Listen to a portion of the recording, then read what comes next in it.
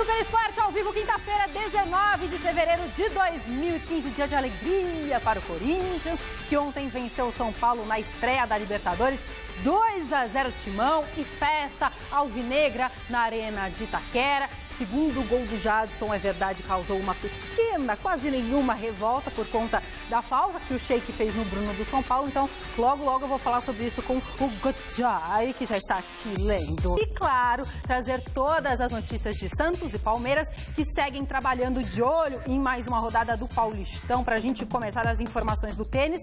Ontem, no Rio Open, o brasileiro João Souza, o Feijão, venceu uma batalha emocionante de mais de 3 horas de duração contra o esloveno Bras Rola. Vitória por 2-1, com parciais de 6-4, 6-7 e 6-4. Agora, nas quartas de final, o Feijão vai encarar o austríaco Andreas Heider-Maurer.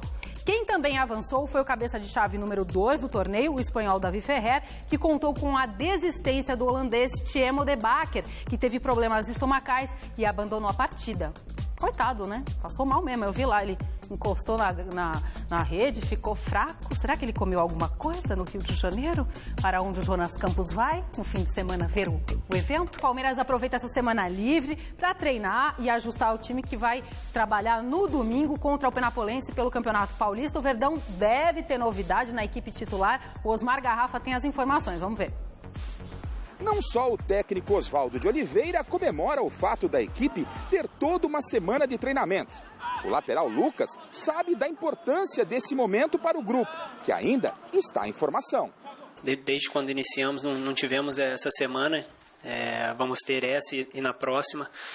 Então, botar toda a força aí nos treinamentos, nos empenhar ao máximo para a gente ter gordura aí e ter tempo também para treinar, para entrosar o time, para a gente tá condicionado para quando aparecer as oportunidades e os jogos a gente vencer.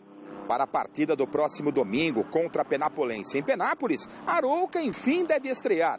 O grupo comemora e a decisão de quem vai sair do time, bom, isso é um problema do técnico Oswaldo de Oliveira. É uma dor de cabeça pro treinador, né? Mas é uma dor de cabeça boa, né? Ele vai ter que resolver. O grupo do Palmeiras está muito qualificado. A gente olha pro lado e vê jogadores de nome que já teve alguma história dentro do futebol. Então, isso é bom. Vai ajudar o Palmeiras, vai crescer.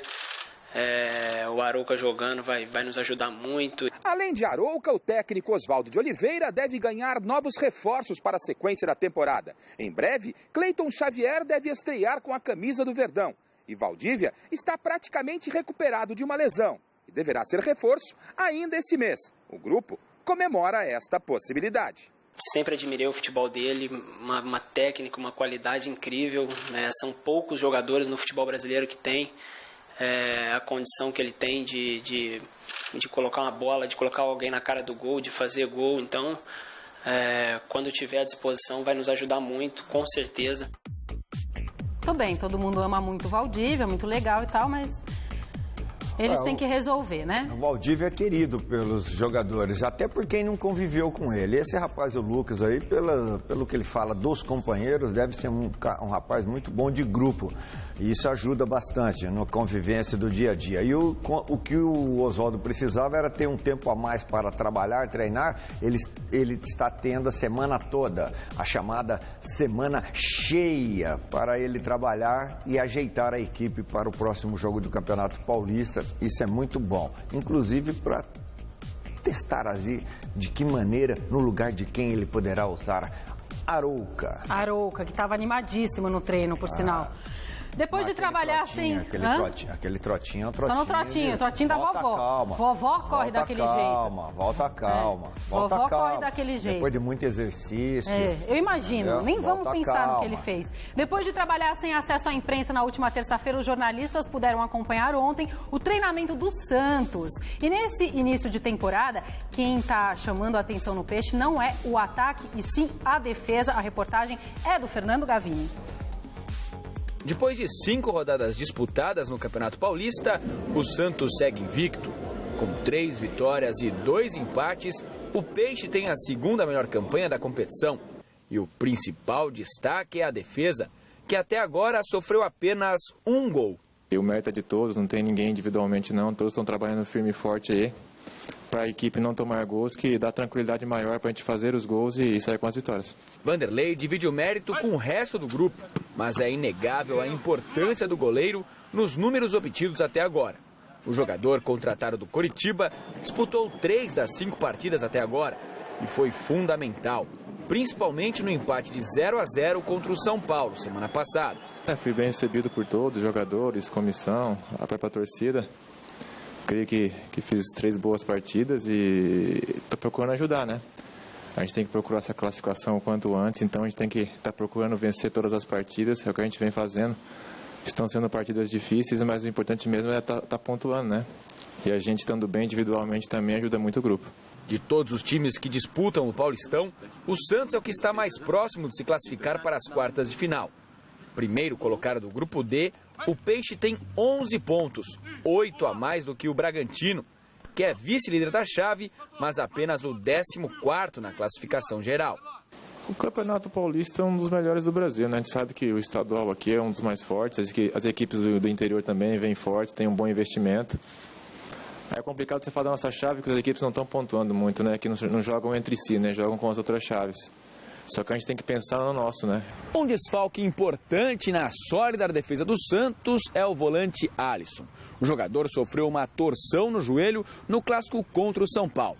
Por causa do inchaço, no entanto, ele ainda não pôde fazer o exame para avaliar o grau da lesão. Mas não está descartada a possibilidade de uma cirurgia. Faz muita falta, né? Um jogador que vinha muito bem, extrema qualidade, que marca muito bem ali. A gente sabe da sua força, do caráter, do que vinha fazendo no nosso grupo, um jogador importante. Só que essa hora também a gente tem que dar valor ao grupo, né? Os jogadores que não estavam jogando, o próprio Leandrinho que entrou na última partida aí fez uma bela partida. A gente tem que estar torcendo para quem está entrando também fazer um bom trabalho e que não seja nada de mais grave a lesão dele. O Santos volta a jogar domingo contra a Portuguesa no Pacaembu. Para Vanderlei, é hora de parar de fazer testes para dar mais entrosamento ao time na briga pelo título do Campeonato Paulista. Algumas partidas ali poupou alguns jogadores aí, mas também a gente não pode ficar fazendo muito teste, né? A gente também precisa do entrosamento, precisa dar aquele padrão de jogo como equipe, né? E lógico que tem alguns jogadores que estão desgastando um pouco mais, ele está até poupando, mas eu acho que o entrosamento é muito mais importante, né? A gente tem que procurar se entrosar nessas primeiras partidas aí. Essa primeira fase é muito importante, a equipe já está pronta para nas fases finais aí do mata-mata tá já aquele entrosamento bom e que possa vir o título também. Tá certo, né? Já tá em que rodada, Godoy? Sexta, sétima? Já foi. Já foi 5 chega, jogos, né? Tá no 6º. Já tá na hora. E o Godoy, só pra falar rapidinho, o Gabigol também voltou, né? Voltou lá do Mundial Sub-20. Do turismo que ele fez ali no Sub-20. O Alisson, então, tá machucado. O Caju também tá com uma inflamação na região do pubis. O Thiago Ribeiro tá com tendinite no joelho direito. Então, ainda no departamento médico, além do Alisson, que o Gavini comentou aí na reportagem. Esse Alisson tão jovem com problema no joelho, né? Torção no joelho. Mas ele é muito maldoso, ele dá muito pontapé. Primeiro ele bate, depois, se sobrar tempo, ele joga. Por isso que tá aí, castigo, ó. Não precisa dar tanto pontapé desse castigo, não precisa dar tanto pontapé. Você acha que ele mesmo se arrebenta porque claro, ele faz isso? Quem vai bater, uma hora bate errado e acaba se machucando, foi o que aconteceu com ele. Tem alguém que precisa orientar ele, ó, joga primeiro, depois você bate. Aí ele faz ao contrário, ele bate primeiro para depois jogar. E jovem com problema no joelho. O Gabigol precisa voltar realmente, estando em forma tem que jogar, porque o Ricardo Oliveira tá meia boca, ou um quarto de boca só. Agora quem não tá com boca nenhuma é o Robinho. Robinho também, vou te contar. Robinho! O Santos precisa de você. Vanderlei repetindo no Santos o que fez no Coritiba. O Santos, o ambiente está bom, campanha boa. Campeonato Paulista você joga de acordo com o regulamento. Pega o regulamento, leia o regulamento, interprete o regulamento e aplique o regulamento. Caramba. Ô, Galdino, vale um... Agora esse Robinho, táxi. É uma chamadinha assim da vovó, entendeu? Tá bom. Tá bom? Entendeu. Vamos falar de Copa Libertadores? Carimbada nessa vovó.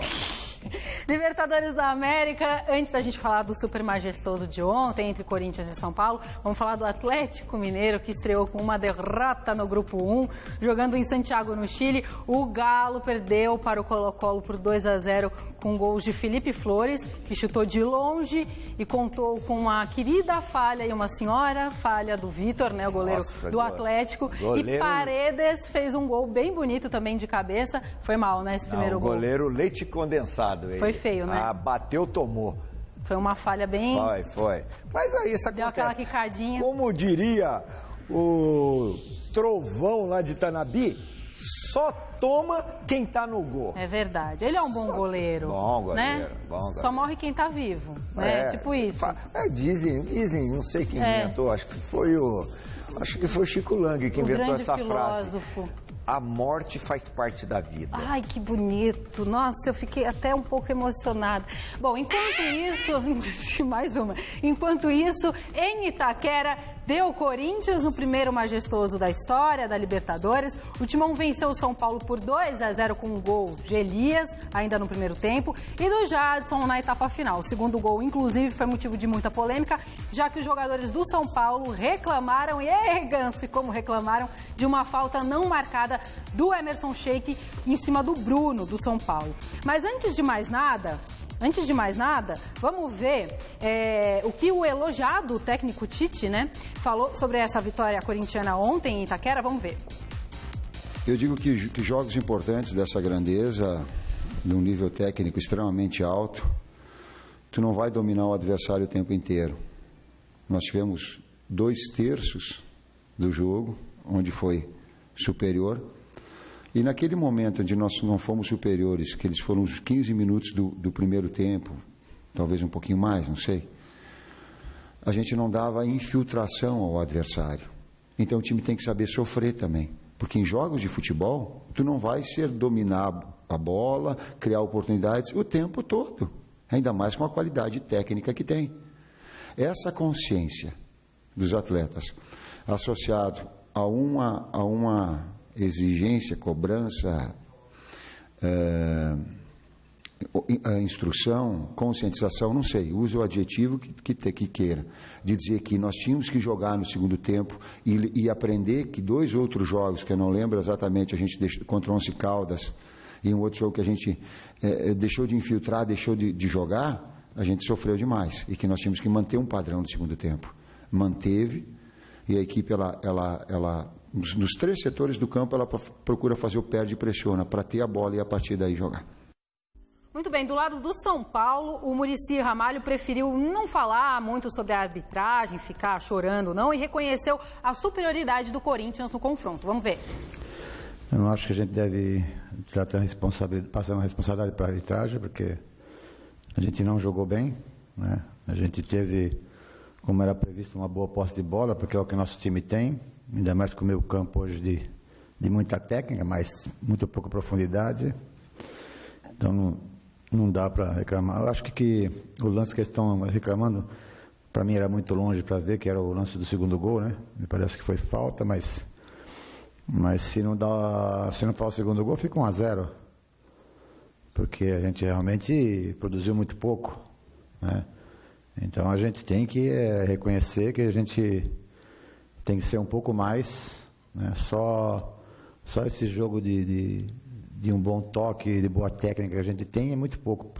O Corinthians realmente se postou muito bem, marcou muito bem, ocupou todos os espaços e a gente acreditou na nossa técnica, né? Então a gente escalou um time realmente para jogar e para ter a posse de bola, para mandar no jogo. Em alguns momentos a gente até teve posse de bola, mas uma posse de bola sem a profundidade que tem que ter um time. Então a gente caiu no erro outra vez do Danilo sair da área para infiltrar alguém, como eles sempre fazem. Isso foi muito mostrado. Então assim, tem dia que a gente não dá certo. Godoy, vamos por partes, né? Primeiro eu queria que você falasse dos lances que te chamaram a atenção. Esse segundo gol foi problemático mesmo, né, do Jadson? Teve falta do Emerson Sheik no Bruno, falta muito visível, próximo do auxiliar. O auxiliar poderia, ele até para marcar, fica olhando para o árbitro para marcar a falta e o árbitro preferiu dar a vantagem e o assistente ficou na dele. Mas a falta aconteceu e poderia ter evitado o segundo gol de maneira irregular no início da jogada.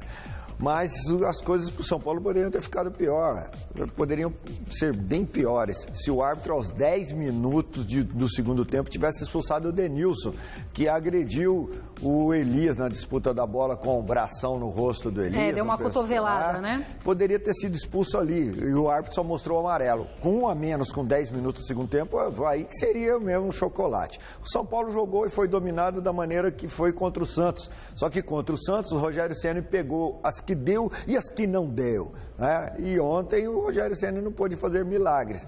O São Paulo acabou tomando o gol em jogada que já havia sido mostrada, alertada, e faltou para o São Paulo, como bem disse o Muricy, a posse de bola fazer com que acontecesse ataques mais agressivos à defesa do Corinthians. Não aconteceu. O time do São Paulo estava em campo mais ou menos aquilo que o Muricy estava no banco de reserva, porque o Muricy parecia que estava com cólica no banco de reserva, porque ele estava com a cara sem ânimo nenhum. Quer dizer, se de fora não vem essa agitação para mexer com os jogadores dentro do campo, os jogadores acabaram, né, os mais importantes, tendo um rendimento apático. E o São Paulo foi muito inferior.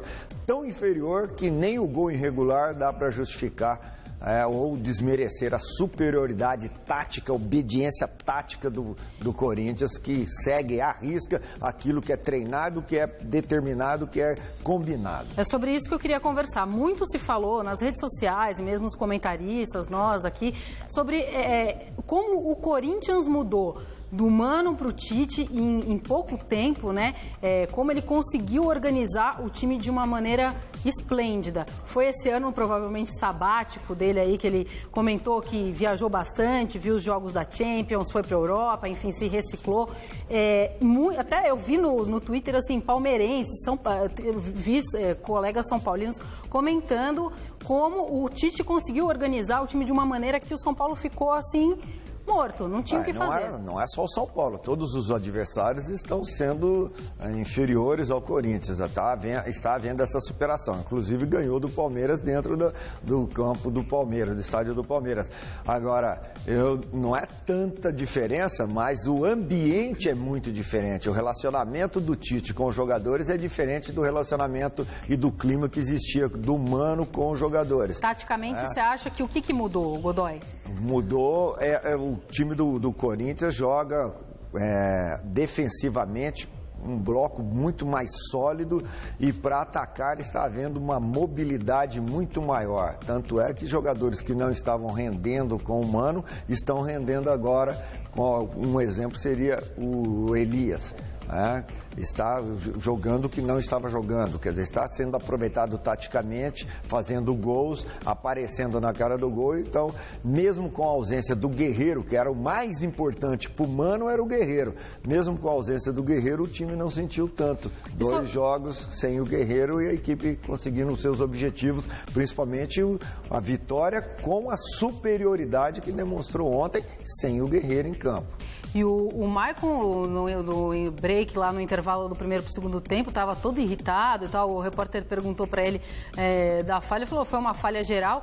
E o Rogério Ceni reclamou, não gostou do jogo, como de costume. Você achou a defesa do São Paulo também muito ruim, muito falha? A defesa do São Paulo é deficiente, é falha. Tanto é falha que ele preferiu sacar o Reinaldo do início do jogo, fez a estreia do Dória. Não há ainda um entrosamento perfeito entre o Dória e o Libertadores, Tolói. né? A estreia do Dória na Libertadores, né? Que o Dória jogando o Tolói, Dória. Essa formação ontem, por exemplo, só treinou. O que você achou dessa formação? Eu acho uma boa formação defensiva. Eu acho uma boa formação. Agora precisa ver se o Michel Bastos quer jogar. O São Paulo acabou perdendo o Michel Bastos do meio campo e não teve o Michel Bastos na lateral. Então essa deficiência defensiva que o São Paulo tem, continua tendo, independentemente do esquema que ele está montando. Por isso que eu acho que daqui a pouco o Muricy acaba optando pelo 3-5-2, mudando o sistema para ter mais segurança, mais proteção para o goleiro Rogério Ceni. E o Danilo também, aí por parte do Corinthians, né, voltando a falar do Corinthians, o Danilo também é um coringa, né, um cara que o Tite sabe usar, ele muda muito o Danilo de lugar. O Danilo é um jogador muito inteligente, técnico, atleta responsável, profissional. Já não é jovem, né? Independentemente da idade, estando em condições físicas, tem que jogar, tem que ser titular. Agora, aquele lateral do São Paulo, Bruno, vou te contar, ele não cruza, não chuta, não passa, não marca. O que ele faz então, pô? Eu falei a mesma coisa hoje cedo pro Jonas. Ó, gente, só pra falar rapidez, então, o São Paulo tem os próximos 2 jogos no Morumbi pela Libertadores contra o Danúbio e o São Lourenço. Tem que aproveitar pra ver se tira essa diferença aí, hein? O programa de hoje termina por aqui. O Godoy volta hoje às 6 horas da tarde com Michele Janela e Celso Cardoso no nosso querido Gazeta Esportiva, beleza? Um beijo. Agora eu vou de Cristiano Ronaldo.